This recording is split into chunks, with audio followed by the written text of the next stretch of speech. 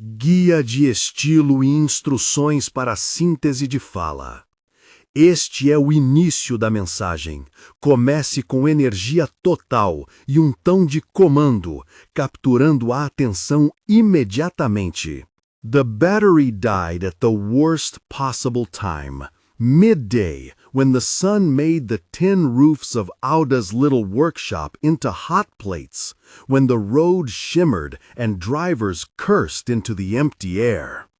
Jacob had been under a Mercedes, his forearms black with oil, mouth tasting of sweat and cassava. He looked up at the car's hood and felt the familiar quiet panic. No spark, no light, no money to call a tow. He wiped his hands on a rag and thought, as he always did, of the small, sensible things that broke in this city, and how every broken thing seemed to ask for money the family did not have. If you want to stay for the whole turn of the story, subscribe and like. Stay until the end. There are choices here that will make you think. If you stick with it, you'll see how two people from opposite edges of the same city touch something fragile in each other, and how a third hand, greedy and frightened, tries to pry it apart. The car that stalled up the side of Auda's workshop was the kind of disturbance that turned heads. Cream paint, chrome that shone even in the dust. The sort of car that made other vehicles look like yesterday's tools. The driver sat in the air-conditioned stillness, fingers white around coffee, face shielded by sunglasses, even though the shade of the avenue was narrow.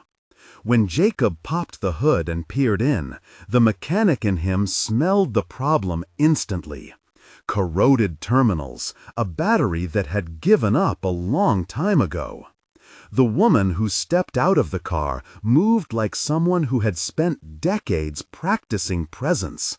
Small, controlled movements, a linen suit that refused to crease, shoes that did not walk but pronounced arrival. "Is it the battery?" she asked, her voice thin with caution and a softness that did not belong in traffic. She did not demand, she offered the space for an answer. Jacob said, "Yes, Ma, I can try, but you'll need a new battery." She watched his hands, the black under his nails, the way he spoke of the car as if it were an insultable thing. Something in her face eased, curiosity, perhaps, or relief that an ordinary human problem had a human answer. She introduced herself with the practiced distance of someone used to names opening doors and locked by fortresses. Amanda.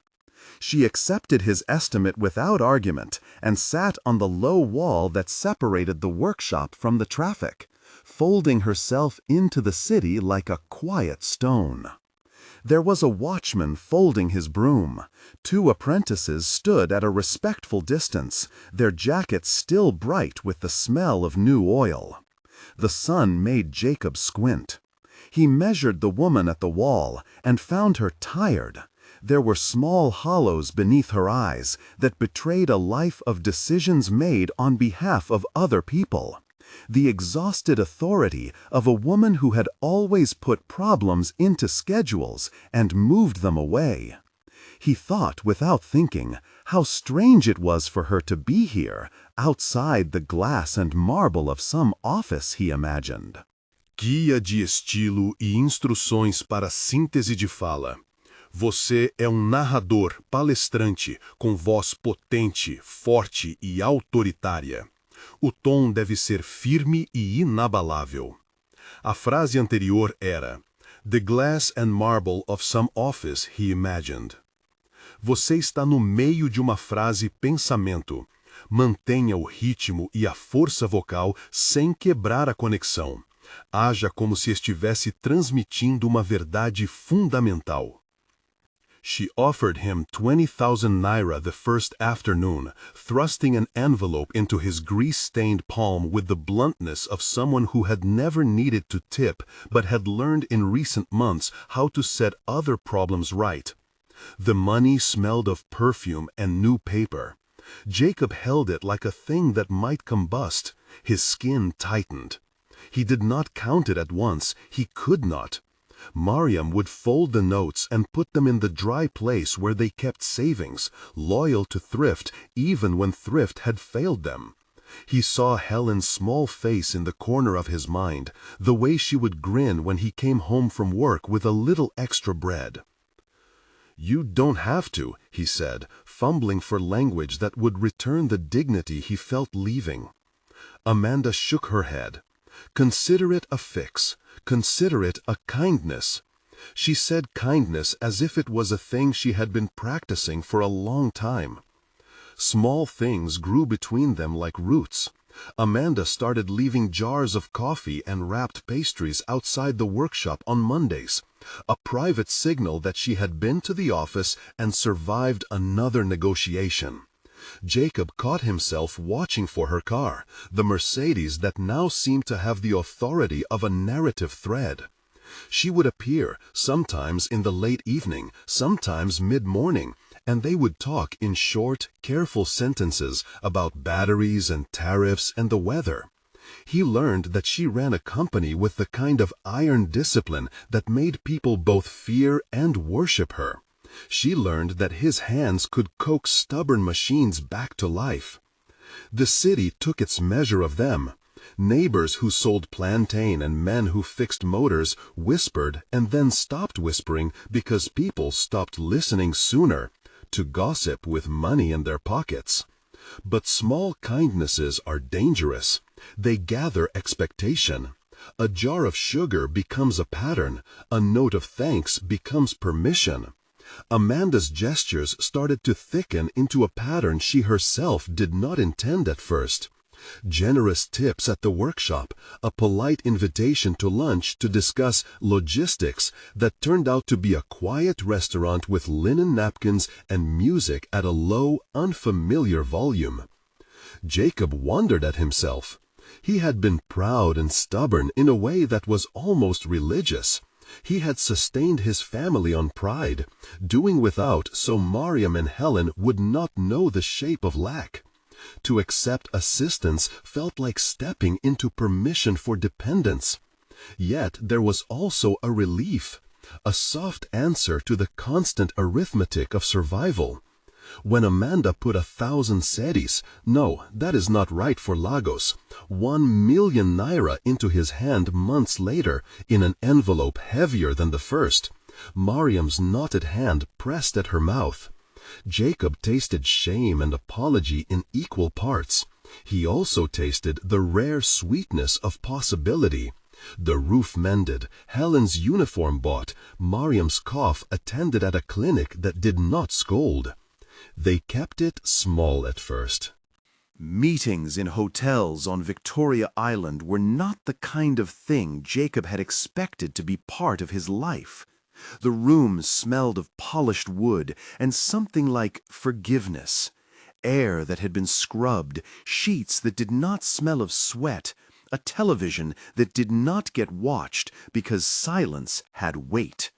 There was a line they did not name between gratitude and obligation, and each time Amanda crossed it, she seemed to misread their relationship, and then read it back with the clumsy delicacy of someone relearning a language of touch. For her, it was not just interest, it was astonishment at being permitted intimacy. At 65, she had cultivated competence into an identity that was impermeable, and yet in Jacob's presence she found a softness, a domestic normality that no amount of work had bought. The smell of fried yam, the small laugh of a child, the mechanics of a life that kept itself steady in the smallest acts. Amanda had always been able to buy silence, and she had bought help, and she had bought talent. She had not realized until a late-night ultrasound, when a young doctor, apologetic and curious, said it was rare but not impossible, that she could not buy the kind of surprise that made her laugh then cry, the raw, displacing joy of seeing a tiny shape on a screen and hearing a heartbeat she had not expected in her 65 years. The word miracle hovered in the clinic air like a moth. She did not speak of God as doctrine. She said, aloud to the technician, "This is not an accounting. This is life." Back in the neighborhood, gossip ricocheted. People sit at the Ariska, where the cassava is sold, and fold stories and fold them again. The city knows how to bend the truth into rumor. Mariam heard about the hotel meetings. She saw receipts that did not line up with the hours Jacob said he had worked. She watched him at night, the way he pressed his palms over his face in the narrow darkness, and she felt something like a wall cracking inside her. Anger, fear, the sharp calculus of a woman who had kept a household through dry seasons and had learned that dignity is a currency as fragile as any other. The more she spoke, the more her words hardened into a plan that glittered with the logic of survival. If you cannot be loved by birthright, manufacture the circumstances where your survival is guaranteed. Jacob sat with the weight of the city and the envelope pressed flat against his thigh. He had nothing now but decisions to carry. The roof he would not mend with borrowed money if it meant he would become something his wife and daughter could not look at. He had been tempted, yes, temptation that felt like rescue. But he also felt the steady pulse of dignity beneath his ribs that refused to be bought. He closed his eyes and remembered Mariam's hands, the way she threaded a needle with the calm of someone who stitched a life together stitch by stitch. He thought of Helen's laugh and how every small act of care had built a scaffold they relied on. The bus moved through dust and then through new glass towers. Jacob had never imagined himself as a story that would pull at the edges of Lecky's neat carpets and sofas. He had always fixed things, cars, taps, heaters, and lived with the small ethics of repair. Now he had to decide whether to let money become the kind of repair that cheapened the structure it meant to preserve. He did not know the logic of Amanda's heart. He only knew the arithmetic of his own. When the taxi's taillights were gone and the city hummed on, Jacob sat with the envelope and a silence heavy as iron. Outside, someone called for a fruit seller. Inside Amanda's house, Amaka opened doors she had no right to open, eyes glittering with the self-preserving hunger of someone who thought scarcity justified any plan. Across the city, a mechanic and a woman who had never slept in anything that smelled of oil were beginning to understand that what had started with a dead battery had acquired dangerous wings. The first day's kindness had become a rumor. The rumor would become accusation. Accusation turned slowly into the room where a family would tear itself apart. Jacob pressed his head to the window and watched the city roll by, thinking of the kitchen in his small house where Mariam set the cup of tea he had poured for her with the steady hands of ritual. He wondered if ordinary acts, tea, a sweep of the floor, checking homework, could be enough to hold them together. Or what had come between them was now a substance that would need more than love to dissolve. There were more decisions ahead. A house in Lecky would close its windows and try to recover from gossip. A mechanic would reckon with his pride. A sister would set a plan in motion that would test every belief about loyalty and hunger. But for now, the bus crawled through afternoon heat, And the child on Jacob's lap slept heavy and unknowing, and Jacob let himself watch the city that had always been both threat and cradle. He walked the last stretch home with the envelope folded thin in the breast of his jacket, as if keeping it close would make it less foreign. The concrete of their lane held the evening warmth. Someone 3 houses down hung a cloth to dry, and the smell of pepper and stewed fish rose like a small insistence. The little boy on his lap waked just once, blinked slow, then curled back into sleep. Jacob set him gently on the doorway mat and paused, listening for the ordinary noises of his house. Mariam's radio on low, a kettle's small hiss, the scuff of a chair. Those sounds were repairs too, the small predictable seams that made a home habitable. He opened the door, and the room took him in. Mariam stood at the sink with a dishcloth knotted at her waist, steam fogging the window. She had a concentration on her face that softened into surprise when she saw him. Her hands smelled of soap and ginger. She wore the same threadbare dress he'd noticed last month, the one with a thin patch at the elbow where she'd repaired it herself. For a breath, Jacob wanted to unburden himself. He wanted to tell her about the envelope, like a confession he could hand over and make right again. "Did you stop at the workshop?" she asked. Her voice was level, the way you ask whether the roof is still leaking, practical, small. "Yes," he said. He did not tell her which workshop or who had offered money. Instead, he told her of the traffic, of the person selling plantain at the bus stop, of the child's sleep on his lap. He watched her while he spoke, gauging whether the shape of his face might reveal what his words would not. Mariam dried her hands and came to him. She smelled of onions and lavender, and the long, quiet patience of someone who mends more than cloth. She looked past him at the doorway, as if measuring whether the house could still hold all its occupants. "You look tired," she said. "Sit, I've kept the pot on." He sat. On the table sat a thin envelope of white, folded and waiting, like a thing that had been expected but not named. He had placed it there before Mariam came in, thinking to hide it under a cloth, thinking to sleep on the problem. He had not meant to let it rest in the plane of the table, where light made it obvious. Mariam's eyes found it the way light finds a seam.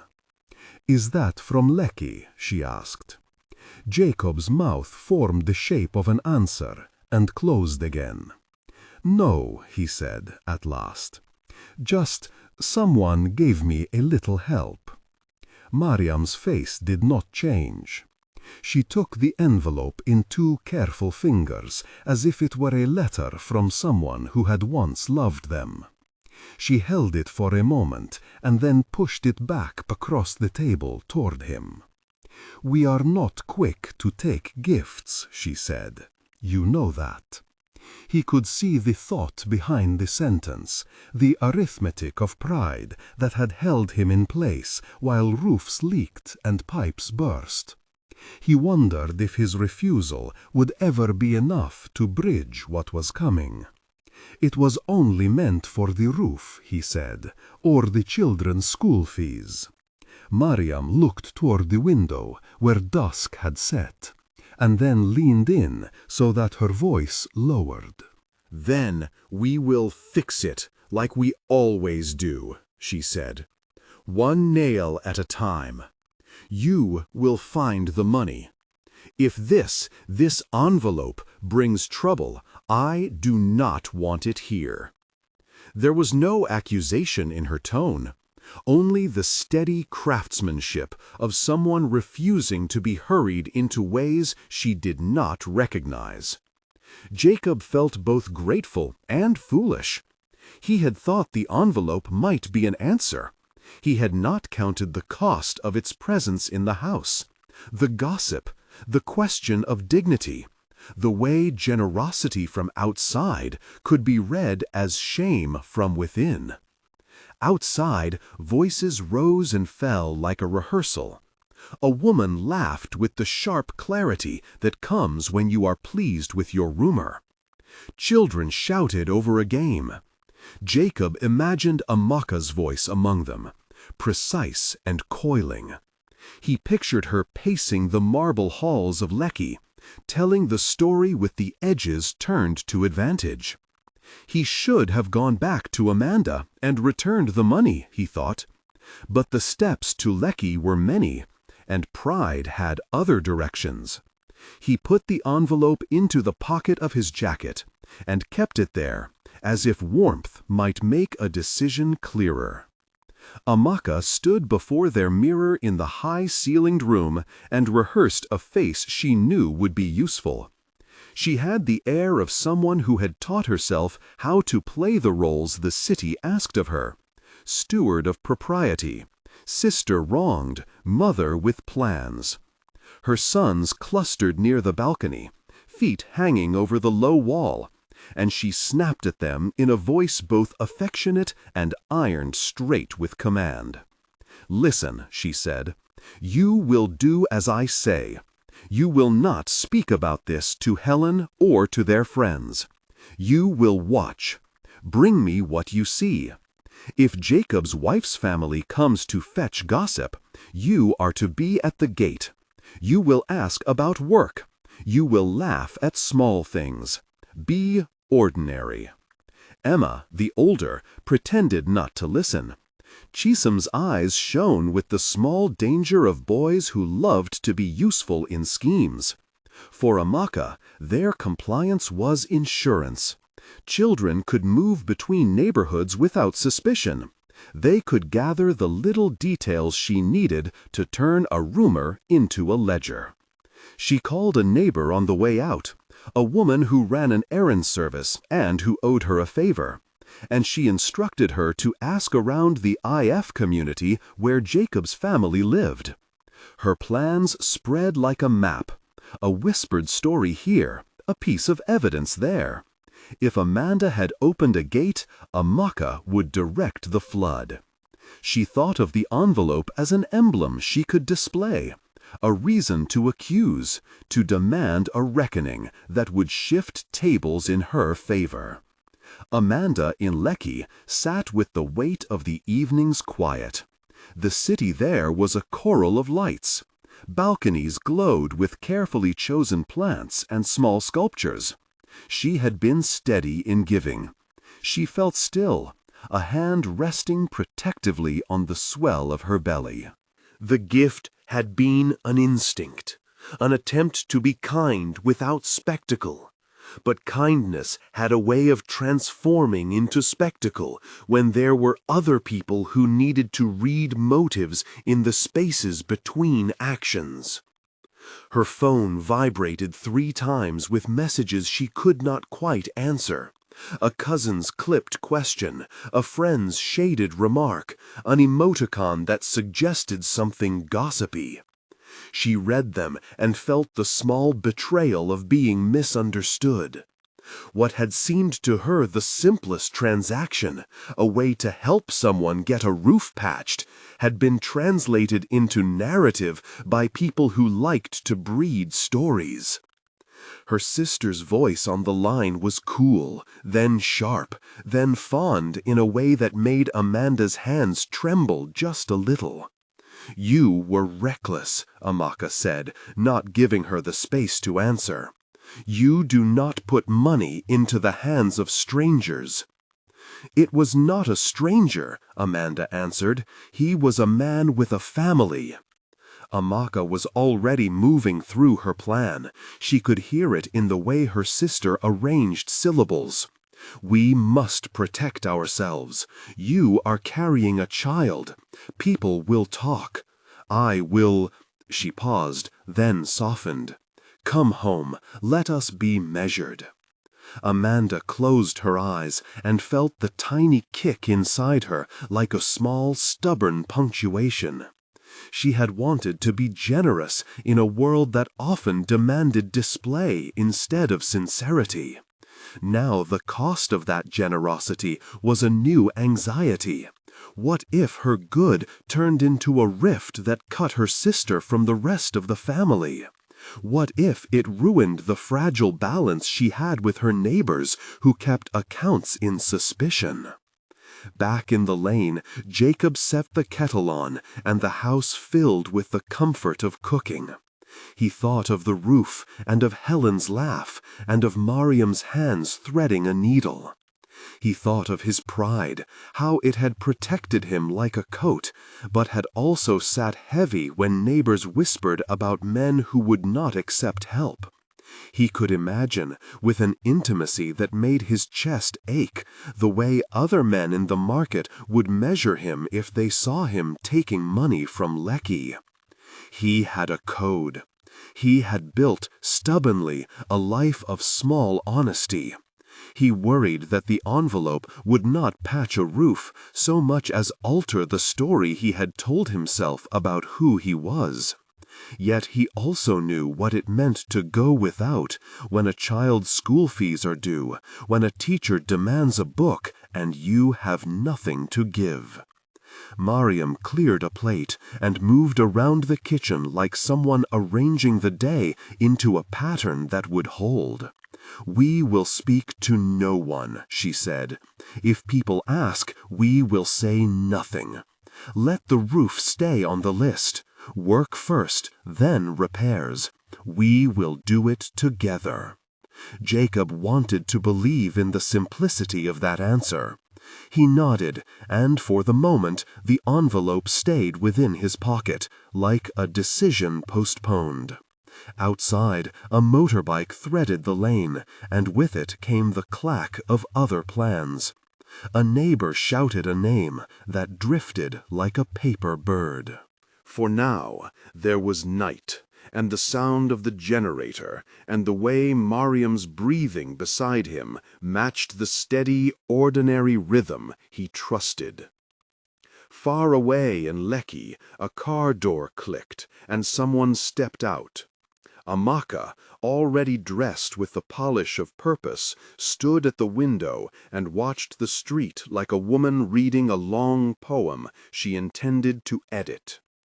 She folded her hands and went to put the kettle on, thinking of the first move that would make her story inevitable. At Jacob's door, the day began with a knock, sharp, businesslike, precise. He opened it to see a boy, face freckled with dust, and the careful, rehearsed smile of someone sent by another household. The boy held a small package that smelled of soap. "From Amaka, Mom," he said, deferential and confident. "She sent something for Mariam." Jacob's throat tightened. He had not wanted the household of Lecky to reach this lane, and yet here was the city's reach in the shape of a bar of soap and a boy with clean teeth. He took the parcel, thanked the messenger, and watched him go with the practiced indifference of someone who wanted to be nothing but neighborly. When Jacob turned back, he found Mariam at the table, with the envelope gone from his pocket and the soap in her hands. She looked up as if she had expected this exact arrangement. There were lines in her face now that the night had not shown. Lines of concentration, maybe, or of a woman who had decided how to walk in a world that would always offer the hard choice. "We will open the soap after we have bread," she said. "We will not let their gifts make our days smaller."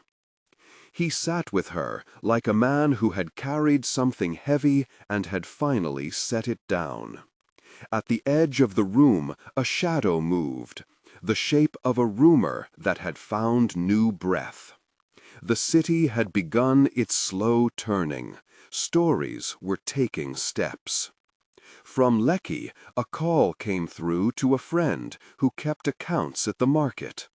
A barber in the middle lane passed a whisper to a hairdresser who passed it to a woman with a keen memory for scandal. The rumor grew wings. Amanda's gesture, Amaka's concern, a family's dignity put up for public accounting. None of it yet was sure, but movement had begun, and in that motion things would be changed. Jacob folded his hands and listened to Mariam count out the day's small tasks. He would go to his workshop. He would speak to no one about the envelope. He would mend what was broken in his own hands and find the money in a way that kept their story intact. Or else he would find a way to tell Mariam everything and let them decide together. Either way, the morning had opened like a seam, and he had to step carefully into it. At Lecky, Amaka adjusted a tie and handed one of her sons a small piece of paper with a name on it. "Go," she said. "Bring back what they say. We will speak when the market is loud." Angers and the scent of starched cloth about her. She glanced at the envelope, then at Jacob, and the line of her mouth drew tighter, not in anger, but in the quick assessment of one who measures what can be mended. "Sit," she said simply, and the neighbor obeyed as if relieved to be given a place in a household rather than at its threshold. Jacob felt the steadiness of Mariam's voice like a small lighthouse at the edge of his unease. He told them, carefully at first, the call that had come from Lecky, the men at the market, the whisper that had found purchase. He did not say everything at once. He said what had been asked of him in the moment, how the envelope had been given and how he had taken it to keep safe, because it felt, in the soft panic of a neighbor's fear, that some things must be kept from the sound of the street. He told it as a man who had tried, in the way of old tradesmen, to keep his hands clean of blame. Mariam listened without surprise. She had long ago learned the small economies of dignity, what to hide, what to reveal, how to pace a confession so the one who heard could hold it without breaking. When Jacob finished, she reached for the envelope and flattened it with a thumb, as though feeling its weight would tell them more than the paper did. "We will not let their words make our choice for us," she said. Her voice was low, not to silence the neighbor, but to give Jacob room to stand up straight inside himself again. "We will go to Amanda. She must be the one to say what this is." The neighbor shifted. "But the market, Amaka, she will not stop. If she spreads that the money was hidden here, your children—" "That is exactly why she must speak," Mariam interrupted. "If people are going to point fingers, let them point at what is true. Better a truth that is hard and clear than a silence that becomes a lie." Jacob felt the truth of it like a cold. To let the rumor harden would be to give other people's hands a kind of ownership over their lives. He had imagined, in his most cowardly moments, that leaving the envelope untouched in his pocket might make the noise stop. But silence here was not neutral. It would stand as consent. "Will you come?" he asked Mariam. He could not imagine walking toward Amanda's door alone, not with the world beginning to name them. Mariam stood and folded the piece she had been working on across her knee. The house made its small domestic noises, the kettle humming on the back burner, the distant cry of a vendor calling down the lane, and Jacob felt the ordinary world move on as if his dilemma were a small tremor on a much larger ground. "I will come," Mariam said, "but first let us do one thing." She reached for the neighbor's hand and lifted it gently. "Tell me everything you heard, from the beginning, not for gossip, but so we can see the shape of what has been made." The neighbor spoke then, and in the slow telling, names fell into a line like coins on a palm. A woman with a keen memory for scandal had smoothed the edges and added a flourish. The phrase that had begun as a half-formed worry, an envelope found, a gift taken, had acquired eyes and teeth on its way through the market. It would not die by being ignored. It needed to be met. By the time the neighbor left, they had in their hands not only the envelope, but a map. The route the rumor had taken, the key people who had heard it first, and the current direction of the city's small laboratory of judgment. Jacob folded the paper into his shirt as if it were a talisman of the trouble itself. He felt exposed and curiously lighter, as if the act of naming had loosened something in him. They walked together, Mariam's pace calm, Jacob's strides a little too long, the dust swallowing their steps. The lane smelled of warm clay and boiled cassava. Balks of sunlight threw rectangles across the ground. Market voices rose and fell like the tide. As they passed the barber's doorway, a boy looked up and, seeing Jacob, pointed, and then lowered his head as if he had dropped a small stone into the air and wanted no reply. They came to Amanda's house and found a crowd gathered. No great assembly, but enough bodies drawn like iron filings to a small spark. Amaka stood near the doorway, her arms folded and her face arranged in the public expression she reserved for moments when she needed witness to amplify her will. Around her, women clustered, hands on hips, heads turned. Children on the threshold played at a distance, their games skipping like stones between the grown-up currents. Amanda stood at the center of this small orbit. She was not alone. Someone had gathered a shawl about her shoulders, though the air was warm, an instinctive defense against the observation the city breeds. Her face held a careful reserve. When Jacob saw her, he realized how much of this had been about her body, about what it contained, what it promised, what others wished to name. The rumor had attached itself to the most intimate geography of her life, and then sought to make that geography into a public map. "Jacob," she said, without greeting, and it was not unfriendly, "what news do you bring that you walk like a man who has been held awake?" He lifted his chin, as one who is about to speak in the open. Mariam moved slightly behind him, a quiet presence that steadied the air between accusation and mercy. Before he could answer, Amaka's voice rose, clear, sharp. "Is it true?" she called.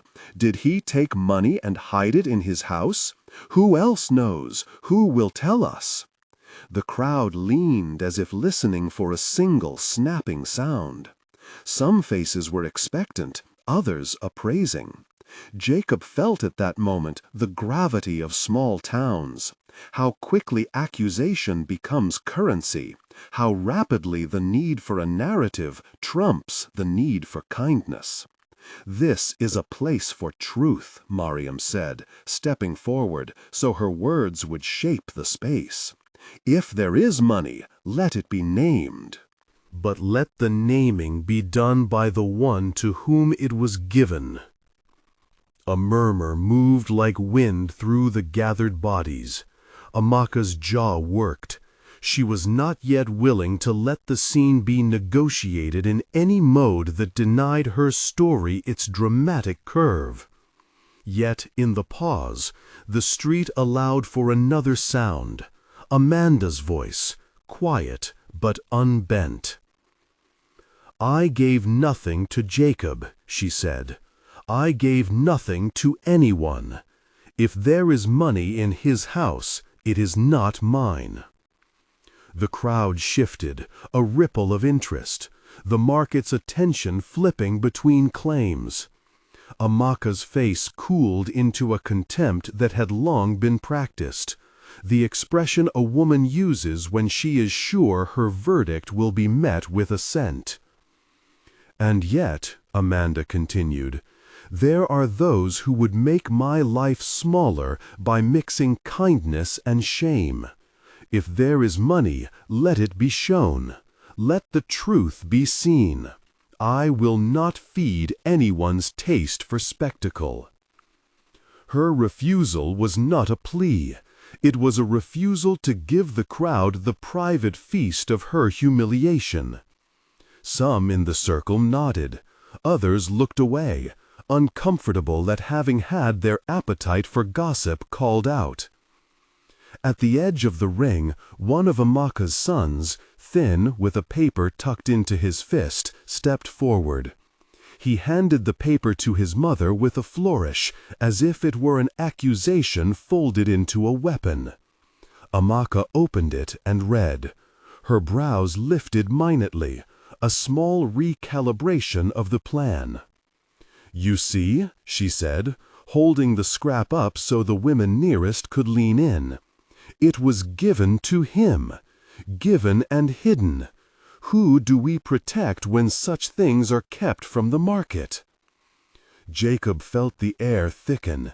The scrap of paper was small, and yet it stretched like a banner across the quiet between them. He had not imagined that the rumor would arrive with proof. He had only imagined its noise. Now the market had been invited to judge with something more than voice, with a trace. He moved forward before the thought itself was fully formed, an old carpenter's reflex. Step into the work rather than stand and watch it fissure. "Bring me the envelope," he said to Amaka's son. The boy blinked, then handed the scrap and reached on reflex toward his mother's side, where in the clustering someone had thrust the envelope as if it were being kept for a proper reveal. Jacob's hand closed over paper that smelled of other hands and of the city's breath. He opened it where the crowd could see, not because he wanted them to see, but because transparency was, at this moment, the kind of courage that might blunt a knife. Inside were a few folded notes and a small slip of paper. Jacob unfolded that slip with the care of someone turning a page that might hold an answer or further question. The slip read, in a hurried hand, "For when the child comes, do not ask, from a friend." Murmurs, 1,000 possible kindnesses and violences balanced on that thin sentence. It was neither an accusation nor a confession. It was a small act of provision, intended to be private, now thrust into public light. Amanda's eyes hovered on the paper, and then, with a motion that was both weary and resolute, she took it from Jacob and smoothed it flat against her palm. "If this is from someone who wished to help, why do you make the help into a spectacle?" she asked Amaka. Amaka's response was not an answer, but a recollection of all the ways power is exercised in conversations that pretend to be about morality. "Because some things cannot be hidden," she said, "because when men and women cover things up, they make themselves small. We will not let that happen here." Mariam stepped forward. "You will let nothing happen here but speaking the truth," she said. If a friend gave money for a child, the friend may have their reasons. It is not for this crowd to decide whether the reason was pure. You will not trample on a small kindness because you hunger for a spectacle. There was a silence so complete it could be mistaken for civility. Then, slowly, people dispersed. Some with the relief of a storm easing, others with the disappointed air of customers leaving an unfinished play. The market, as it tended to do, resolved itself into smaller, truer transactions. Bread bought, cloth bartered, hair cut. Jacob stood with the envelope in his hand, the small notes inside like the sum of a scandal that had not yet named itself. He had wanted to protect Amanda. He had wanted, at the same time, to protect his own family. Standing there in the thin light, he understood that protection sometimes required that one be seen making an honest choice. Amanda turned to him then, a look that asked for nothing less than the truth. "Why did you take it?" she asked. He met her gaze and found behind it a steadiness that refused performance. "Because you asked me to keep something safe," he said, "and because I thought to keep it quiet would keep you safe from this. I see now that quiet is not always a shelter." Amanda smiled without humor. "Shelters can be prisons," she said, "but thank you for keeping it. You have kept my trust, Jacob, even if the city would rather keep its stories." He felt his throat tighten with the kind of exhaustion that is part grief and part relief. The day had been a long fixing of thin things. Now some thread had been set in place that might hold. They walked home together, the crowd thinning behind them, the envelope folded once more, and given back into Jacob's care. Mariam walked at his side, speaking of small plans, how they would keep the money in a place where it could be used for what it was intended, how they would not allow rumor to dictate the pace of their life. Amanda returned to her house, shoulders squared, not because she had triumphed, but because she had chosen the shape in which she wanted to be seen. As Jacob stepped into his own yard, the sun caught on the tools in his shed, and he felt, with the strange clarity of men who have been scared and then steadied, what the morning had asked of him: to choose dignity where it could be chosen, to refuse the convenience of silence when silence would be dishonest. At the edge of the street, Amaka lingered and watched them go. She had not lost the day. No one who traded in whispers truly does. But for a moment the market's appetite was satisfied by something else, an honest exchange that did not feed on a neighbor's fall. She would, in time, find other currents to direct. The city would keep its appetite, but for now the rumor had been named and put back into the world as a fact to be dealt with rather than a weapon to be wielded. Inside the house, Mariam took the envelope from Jacob and opened it once more, counting carefully. There were enough notes to make a difference: a midwife's fee, a small supply of needed goods, the kind of practical mercy that can steady the fall of a life into poverty. They made plans in quiet voices, the kind people use when deciding how to help another without making them smaller. That evening, Jacob sat on the threshold with his daughters at his feet and listened as they told him the small things they had learned at school: how to braid a neighbor's hair, how to tell a story without making it mean more than it did. He thought of the day's noise, of the way the market had made of private kindness a public question, and of how, in the small decisions that followed, true courage had shown itself less as fireworks and more as steady, repeated acts of care.